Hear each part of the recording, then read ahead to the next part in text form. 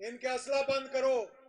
इनके आजकल जिस तरह हमारा IMF ने किया हुआ है कि ये सारी चीजें करो, लेकिन अमेरिकी सदर मजबूर हो जाता था कि वो उसको वीटो करता था, और उसके पास ये ताकत थी और पाकिस्तान को 1 साल और मिल जाता था।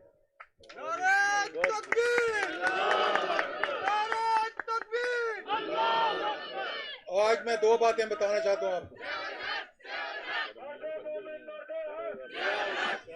ये बात नोट करें आप, चाहे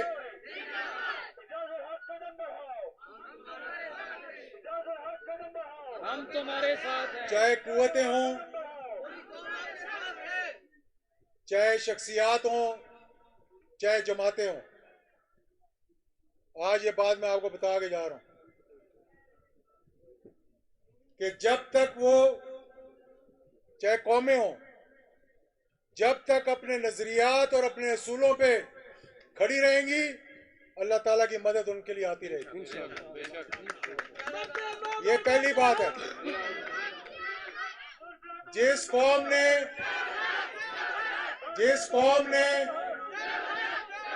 जिस पार्टी ने, जिस शख्सियत ने अपने नजरियात की पटरी से उतर गई, वो हमेशा दरबदर होती है। और पाकिस्तान का नजरिया क्या है? पाकिस्तान का एक ही नजरिया था कि पाकिस्तान का मतलब क्या? मोहम्मद रसूलुल्लाह। कि पाकिस्तान का मतलब क्या? ये नजरिया था हमारा।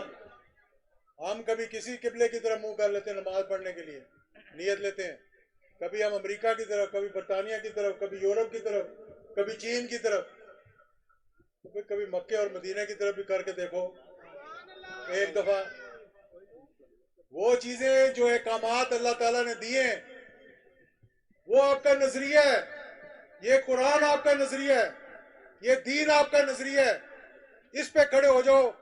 मैं आपको बताता हूं कि इसी सरजमीन में से सोना भी निकलेगा, चांदी भी निकलेगी, पेट्रोल भी निकलेगा, और इस पाकिस्तान की तरफ कोई मैली आंख करके नहीं देख सकता। और जिन लोगों ने, सुनो, जिन लोगों ने, मूसा खान पेशावरी के लिए मैं नारा लगवाऊंगा अभी 2 मिनट खामोश। जिन जमातों ने, जिन लोगों ने अपना नजरिया छोड़ दिया,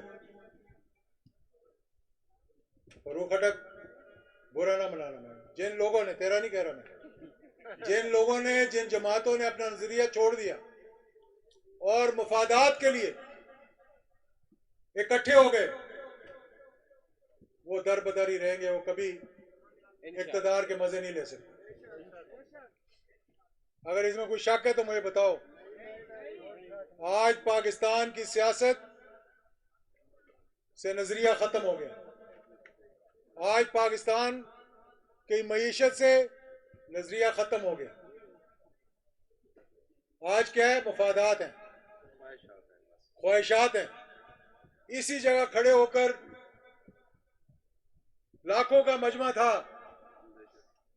अगर आप लोगों को याद हो, जो बुजुर्ग यहाँ बैठे हुए हैं, तो क्या बताते थे, क्या सबक हमें सिखाते थे? वो आज मुल्क में ही नहीं आ सकते। क्या वजह है? कोई वजह नहीं है, सिर्फ अपने नजरिए से, अपनी पटरी से उतर गए। मुफादात के लिए उन लोगों से हाथ मिला लिया जिनको सड़कों पे घसीटते थे, जिनके पेट चाक करते थे। आज उनको अपने कंधों पे उठा के फिर रहे हैं। इधर जनरल शहीद के मीनार पे खड़े होकर तकरीरें करके जो बताते थे कि मैं किस मिशन को लेके जाऊंगा, आज वो किसी और जिए के नारे लगाते हैं। उनकी औलाद वहां जाती है, वहां जाके नारे लगवाती है खड़ी होके। तो फिर तुम्हारा ख्याल है कि अल्लाह ताला ऊपर नहीं बैठा हुआ? वो नहीं देख रहा? और दूसरी बात, जिंदगी में ये याद रखना, मैं सब लोगों के लिए भी ये कह रहा हूं, जो अपने मौसरों को भूल जाते हैं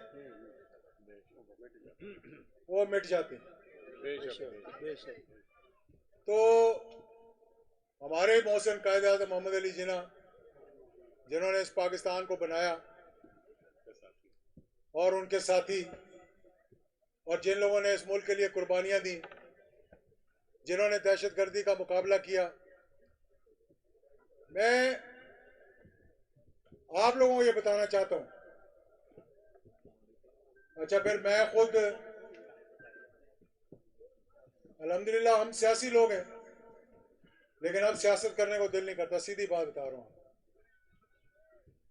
क्योंकि सियासत में स्वाय मुफादात के कुछ नहीं रहे। ऐसे ऐसे लोग इकट्ठे बैठते हैं जो एक दूसरे की शक्ल नहीं देखना चाहते और मुस्कुरा कर अपनी तस्वीरें खिंचवा के टीवी पे चलवाते हैं। मैं कहता हूँ कौम को भी समझ नहीं आ रही।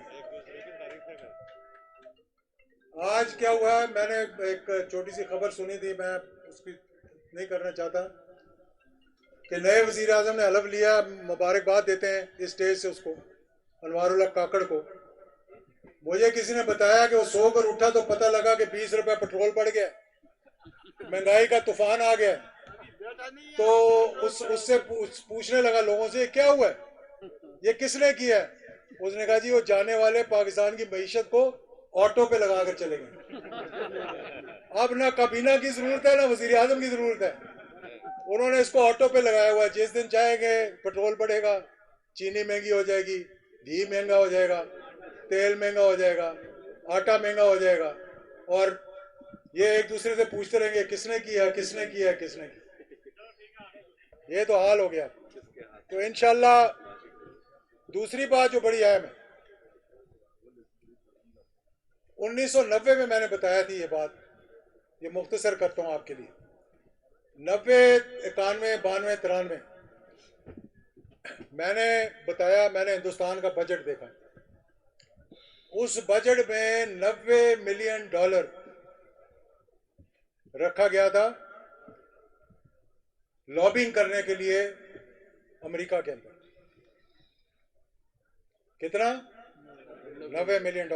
आज का तो बहुत ज्यादा, और आज का तो पता नहीं वो कितने अरबों खरबों ट्रिलियन रुपीस बन जाएंगे। और हमने क्या किया कि पहले एक जमात ने एक बंदे को $1 मिलियन दे के रखा, फिर दूसरी जमात ने रखा। उसको ये नहीं कहा कि पाकिस्तान के लिए काम करो, उसको कहा हमारी कुर्सी मजबूत करो।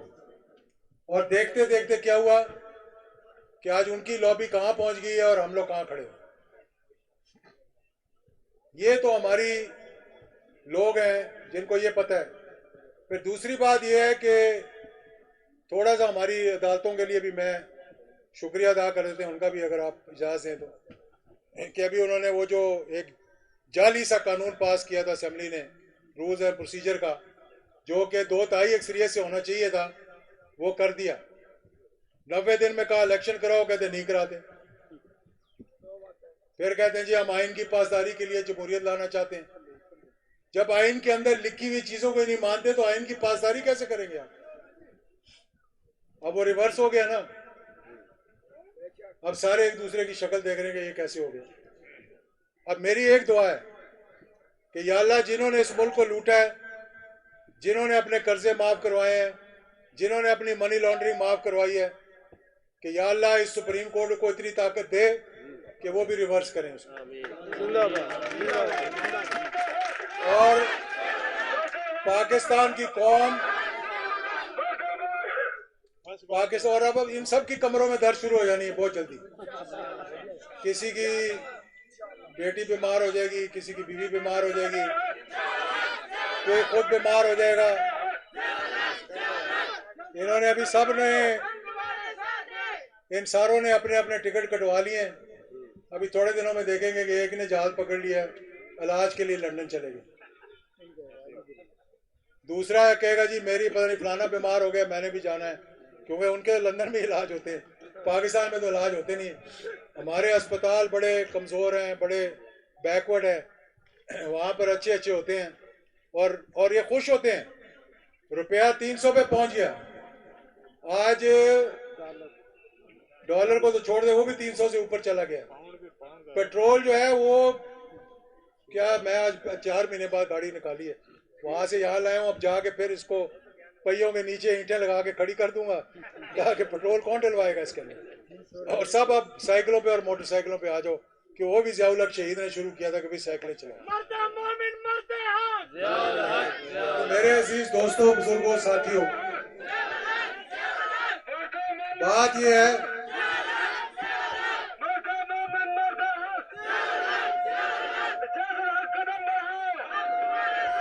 11 साल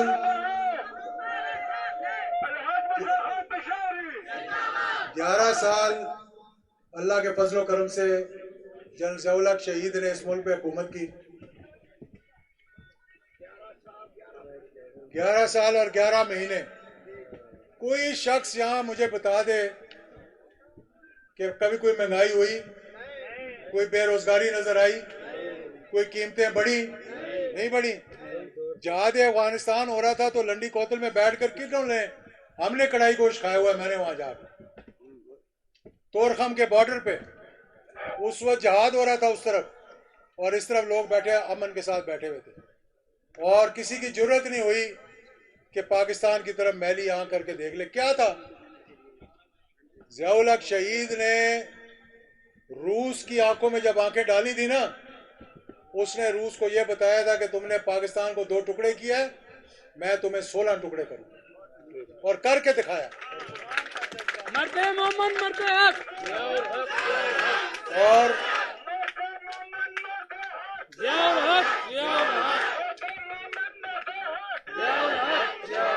और अब ये देखें,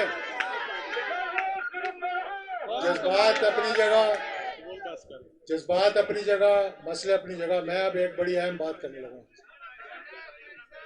आखिरी बात होगी, झंडे पीछे कर लो। देखो आजकल है, मैं पहले भी कह चुका हूं कि 5th जनरेशन वॉरफेयर। इसमें क्या होता है? इसमें 2-3 तरीकों से दुश्मन जो है ना, वो हमला नहीं करता हुकूमत पे। अब वो दुश्मन मुल्कों पे हमला नहीं करता, वो अंदर से उनको कमजोर करता है। अंदर से कैसे कमजोर करता है? वो पैसा फेंक देता है, लोगों को खरीद लेता है। कोई अगर थोड़ा सा जज्बात दिखाए, उनको डॉलर दे के पाकिस्तान के खिलाफ खड़ा कर देता है। ये 14 अगस्त को कौन लोग थे जो पाकिस्तान डे पे काले झंडे उठा के फिर रहे थे? किसने पैसा दिया उनको? किसने उनको कहा कि ये करो? ये वो लोग हैं जिन्होंने इस मुल्क के लिए कुर्बानियां दी। फिर वो क्या करते हैं? वो अदारों को और अवाम के दरमियान, अदारों के और अवाम के दरमियान नफरतें पैदा कर देते हैं। और सबसे बड़ा किरदार उसमें अदा किया है ये जो हुकूमत खत्म हुई है अभी, इसने लोगों को पकड़ा है, लोगों को मारा है, लोगों को जेलों में डाला है, और लोगों के दिलों में क्या आ गया? नफरत आ गई। उनके खिलाफ नहीं आई। उन्होंने बड़ी कारकर्दगी के साथ ये काम किया, बड़ी सफाई के साथ ये काम किया। अफवाज पाकिस्तान नहीं होगी तो हम हो सकते हैं यहाँ पे। आपका दुश्मन 1 मिनट नहीं लगाएगा, 1 मिनट से पहले वो कहेगा चलो भाई बिस्तरा बोरिया बोरिया बंद करो अपना। तो इसलिए आपस की लड़ाइयाँ आपस में लड़ो, एक दूसरे से दस्ते गिरबान हो जाओ, अदारों की इज्जत करो। ये पार्लियामेंट को भी बेतुकीर कर गए। 52 से ज्यादा के पता नहीं 73 कवानीन एक दिन में पास करके चले, और जाने से पहले सारी रात बैठकर तैनातियां करता रहा, बैठ के कोई MDPI लगा दो, ये फलाना लगा दो, ये फलाना लगा दो, ये फलाना लगा दो। और अब एक बात और आपको बताऊं, 24 से 30 अरब 34 अरब डॉलर तो हमारे ये ओवरसीज पाकिस्तानी बेचते रहे, उनसे भी लड़ाई करवा दी सब। 34 अरब डॉलर पाकिस्तान की रीढ़ की हड्डी है वो इकोनॉमी की। आते ही हर साल इतना पैसा भेजते हैं पाकिस्तान में, जिससे हमारा इकोनॉमी जो है वो चलती है। उनका वोट का हक बंद कर दिया कि इनको वोट का हक नहीं देना। क्यों? कि शायद हमारे मुखालिफ हो। बस पाकिस्तान के मुखालिफ तो ना करो अपने लोगों को, उनको दो वोट का हक दो, उनको फैसिलिटीज दो, वो पाकिस्तानी है, पाकिस्तान के लिए कुर्बानियां देते हैं। तो ये चीज़ें जो है ना, ये फिर वो आगे चलकर मामला ज़्यादा ख़राब हो जाते हैं। और हमने एक बात मैं आपको ये बता दूं कि सियासत भी अपनी जगह, कारोबार भी अपनी जगह, हर चीज़ अपनी जगह। पाकिस्तान है तो हम हैं। इस मुल्क के लिए हमने कुर्बानी देनी।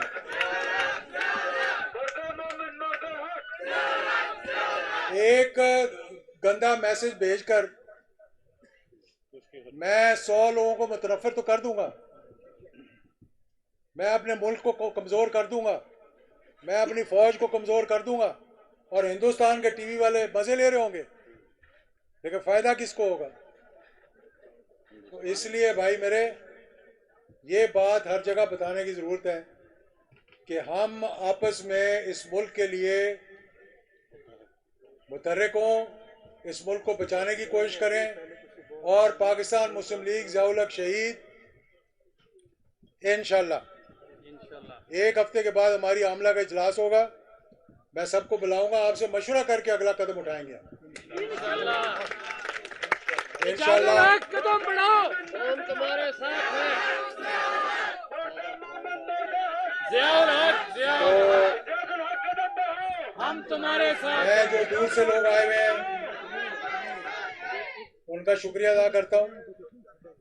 अपने 3 महीने की रूदात जो कि मुझे बाहर गुजारने पड़े, अल्लाह का शुक्र है, कुछ मक्के कुछ मदीने, उसके बाद सीधा लोग कहते हैं पहले लंदन जाओ फिर मक्के जाओ।